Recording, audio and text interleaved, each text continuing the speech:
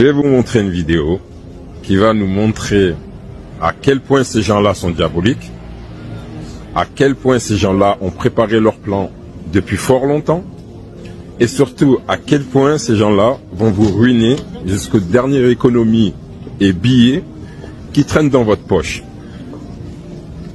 Mais ne vous inquiétez pas, car face à cela, le système a trouvé une solution à mettre en place sous phase d'expérimentation pour venir subvenir à vos besoins au cas où vous serez dans la panade.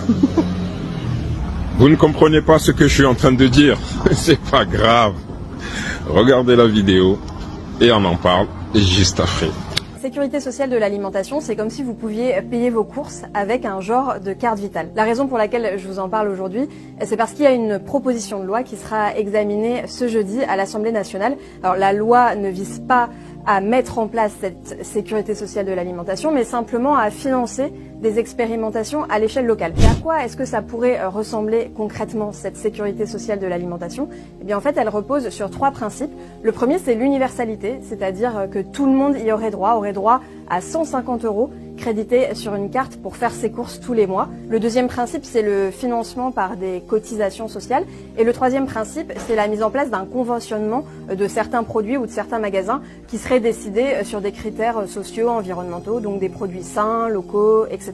Les arguments pour, c'est évidemment, lutter contre la précarité alimentaire. Le deuxième argument pour, c'est tout simplement d'inciter les gens à mieux manger et ainsi de réduire les dépenses de santé liées à la malbouffe. Et puis le troisième argument pour, c'est une meilleure rémunération des agriculteurs grâce au conventionnement de produits locaux. Le principal argument contre, c'est évidemment le financement, puisque l'hypothèse d'une sécurité sociale de l'alimentation coûterait au moins 120 milliards d'euros par an, sachant que le budget prévisionnel de la sécurité sociale pour 2025 est de 666 milliards d'euros. Mais évidemment, tout cela reste une vaste discussion pour le moment, et la mise en place d'une sécurité sociale de l'alimentation reste évidemment très hypothétique, probablement pas dans un futur proche, et évidemment très utopique. Et vous voyez, ce qui rend fou là-dedans, c'est que ces gens-là ont dépecé la France, ont dépouillé les Français, ont vidé les caisses, ont vendu toutes les industries qu'il y avait en France, et maintenant ils viennent,